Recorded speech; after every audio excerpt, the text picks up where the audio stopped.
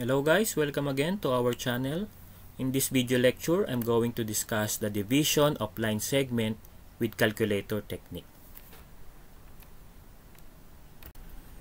Okay, so let us solve this sample problem in division of line segment. Find the coordinates of the point which is 3/5 of the way from 2, -5 to the point -3 and 5. So, meron tayong dalawang points dito. Okay, let's say this is our P1 located at 2, -5. Okay, so ito yung point 1. And then, meron tayong P2 located at -3, 5. So, this is our P2. Okay, connecting these two points, magkakaroon tayo ng line. And then, i-divide natin yan equally into 5. So, para makuha natin itong 3/5 of the way. Okay? So, dito, 1, 2, 3, 4, 5. So, 5 units na to. And then, kailangan nating i-locate yung 3/5. So, ang 3/5 is 1, 2, 3. So, nandito ang 3/5. I-designate natin tong P. Yeah, walang subscript. Therefore, wala rin siyang value. Kaya, i-designate natin siyang X and Y. Okay? X and Y na walang subscript. Kapag P1, ito yung X1, Y1. Kapag P2, X2, Y2. Okay? Ano pang dapat nating tandaan dito? The number of units from P1 to P, dinidesignate natin yung R1. And in this problem, equivalent yan sa 3 units. And then, from P to P2, designated naman to as R2. And in this problem, this is equivalent to 2 units. Okay, so na-set up na natin yung given problem. Now, i-recall naman natin ang equations. So, ang equations na kailangan natin is yung pag-solve ng x. This is x1 r2 plus x2 r1. So, meron lang silang subscript na nagpalit. 1, 2, naging 2, 1. Okay, and then divided by R1 plus R2. Para naman sa Y, this is Y1 R2 plus Y2 R1 divided by R1 plus R2. Okay? So, substitution tayo. X1 is from P1 which is 2. And then, R2 is 2. Yan. Nilabel na natin yung values ng R1 and R2. Plus X2. X2 is from point P2, -3.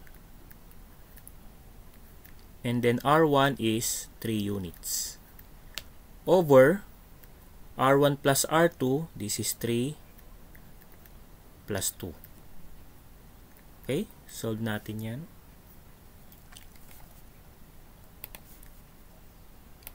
So, this is 2 times 2 plus -3 times 3 over 3 plus 2. And our answer here is -1. So, our x is -1. Okay? Next, for y, y1, from P1, this is -5. And then, R2 is 2.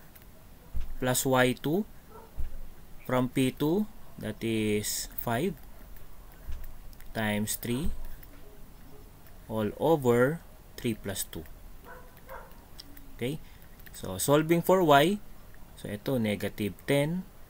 Ito, positive 15. So, ang numerator is 5. over 5, this is positive 1. So therefore,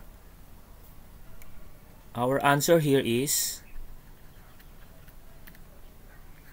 negative 1 and 1. Okay? So, yun yung answer natin, correspondence dun sa answer sa problem.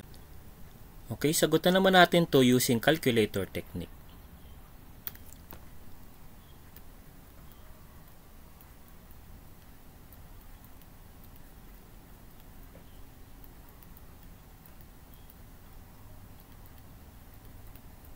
Okay?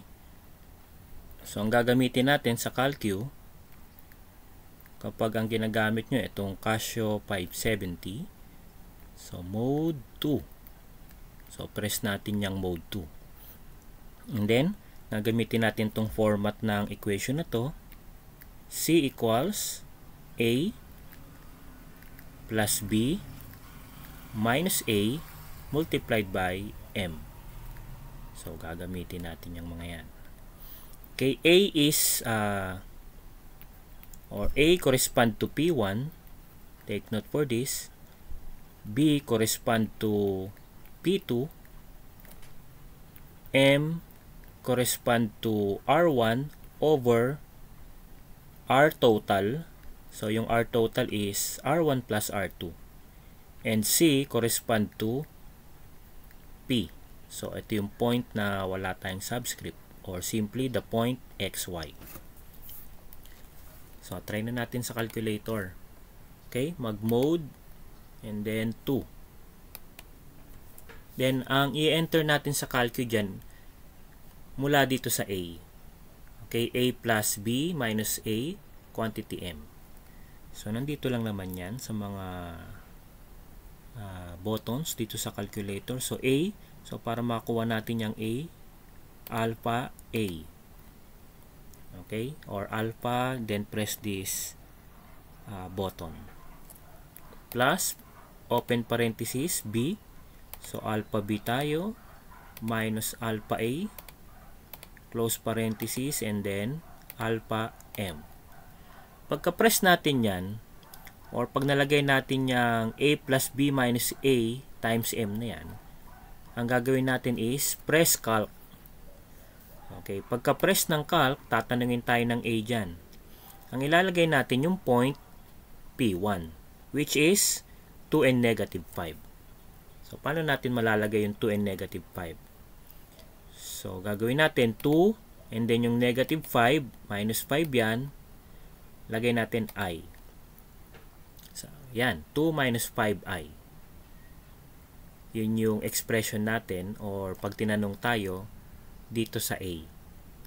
Then, press equal sign. Tatanungin ka naman ng B.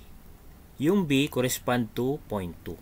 So, pag in-enter natin yung 0.2, negative 3 plus 5, and then yung 5 lalagyan natin ng I. So, meaning, lahat ng mga Y coordinates dyan, dapat merong I. Okay, then, press equal sign. Tatanungin tayo ng M. M is R1 over R total. So, ano ba yung R1 natin? 3 over R total is simply R1 plus R2, which is 5. Okay, and then press equal sign. So, yung lalabas dyan, yun na yung sagot natin. So, ang sagot dito, negative 1 plus, parang 1i yan na matatawag. 1i. So, meaning, ito yung pinakasagot natin. Negative 1 and 1. So, parehas yan doon sa conventional method natin, yung ginagamit ang formula. Okay? Next problem, the segment from 1, negative 4 to 2, negative 2 is extended 4 times its own length. What is the coordinate of the terminal point? Okay, so in this problem, meron tayong given 2 points. So this is point P1 and then located at 1 and negative 4. Okay, there is another point. Yan. Pag kinonect natin yan, meron tayong line na mapoproduce. Pero in this problem, magkakaroon tayo ng extension of the line. Extended 4 times its own length. So meaning, etong point na to, located at 2 and negative 2, i-extend natin yung line na yan 4 times. Okay? 1, 2, 3, 4. So, magkakaroon tayo ng last point or terminal point. Now, itong arrangement na to, ganun pa rin dapat. P1, tapos yung dulo, P2. And then, yung hahanapin na point, in between P1 and P2, designated yan na point P. Ito yung walang subscript na P. Okay, kung yung dulo is designated as P2, therefore, yung X and Y dyan na hindi given, yun nga yung hinahanap, designated naman na X2, Y2. Okay, may subscript siya na 2. Then, next natin is kung ano yung R1. So, R1 is simply P1 or from P1 to P2. So, 1 unit lang. Okay, and then, P to P2 designated as R2. And this is equivalent to 1, 2, 3, 4 units. Then, recall natin yung equation. This is X equals XR, and then may subscript na 1, 2, plus another XR, may subscript na 2, 1, over R1 plus R2. So, ngayon, yung X natin dito, ito yung X na walang subscript, correspond sa P na walang subscript. And X is 2. Equals X1. So, from P1, we have 1. And then R2, equivalent to 4. Okay? Next is plus X2. Yan yung hinahanap natin. And then R1, equivalent to 1. All over R1 plus R2, which is 1 plus 4. Okay? So, simplify lang natin yan. So, meron tayong 2 equals 4 plus X2 over 5. So, pwede na masolve yung X2 rito. 5, cross-multiply mo sa 2, magiging 10. Transpose mo yung 4 sa kabila, magiging minus 4. Okay, so 10 minus 4 is 6. Positive 6. Therefore, X2 here is 6. Okay, for Y naman, Y equals YR, and then may subscript na 1, 2, plus another YR, 2, 1 naman ang subscript, over R1 plus R2.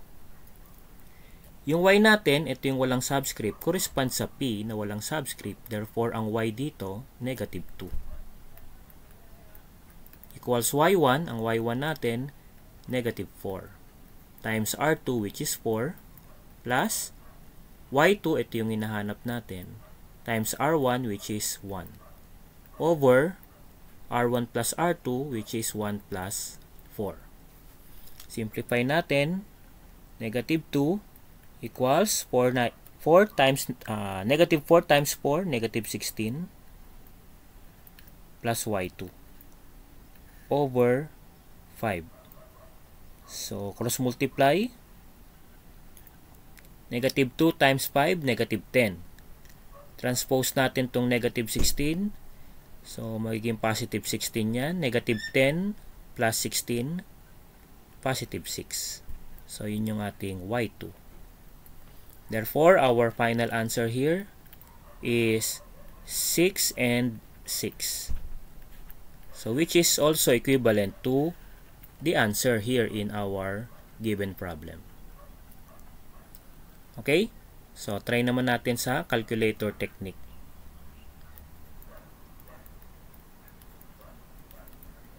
Okay. Sa calculator technique, parehas lang halos sa ginawa natin sa previous problem. Pupunta tayo sa mode 2 sa calculator, and then i-enter natin yung formula. A plus B minus A, and then this time i-divide natin yung M. Yan. Again, A correspond to P1,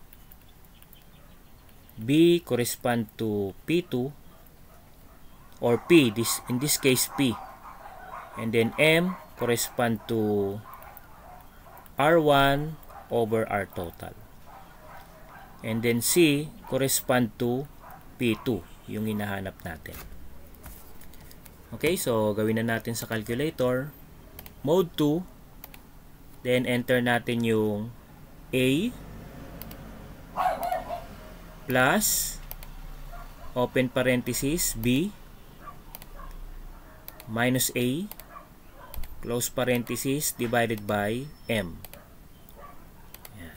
Okay, pag na-enter na natin yan, ang ipipress natin ay calc. Pag press ng calc, magtatanong ng A. This is P1. So, ang P1 natin is 1, negative 4. Ang i-enter natin sa calcu is 1 and negative 4.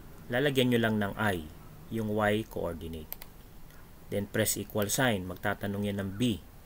Ang B natin, in this type of problem, B is point P, which is 2 and negative 2. So, 2, negative 2, lalagyan mo lang ng I. Then, press equal sign. Tatanungin ka naman ng M. Yung M natin, R1 over R total. So, this is 1 over 5. And then, press equal sign. So, yung lalabas na answer sa calculator, okay, ang answer dito, 6 plus 6i. Ang kukunin natin dyan, itong portion na to. Therefore, our final answer is also 6 and 6. Okay, so yan yung tutorial natin sa division of line segment with calculator technique.